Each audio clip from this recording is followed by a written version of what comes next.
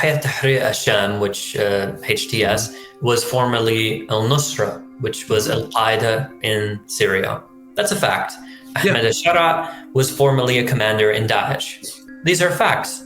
These were also facts when Israel was providing military support, it was providing financial support, and it was treating the fighters of al-Nusra in field hospitals. And this was at the time when Nusra was carrying out massacres of the Druze. It was carrying out massacres of Christians and of Alawi at those times. So Israel now turns around and goes, oh, look how horrible this group is. And look, these are Islamists and terrorists, and we can't allow these people on our border. Israel was backing around a dozen opposition groups, many of them with ideologies very similar to Hayat Tahrir al-Sham. Yes, Hayat Tahrir al-Sham did somewhat change in its orientation over the years in Idlib, especially after sort of 2017, 2018. It developed into something a little bit different. It still had many of these radical fighters in its ranks during this time and still does today. But Israel backed it.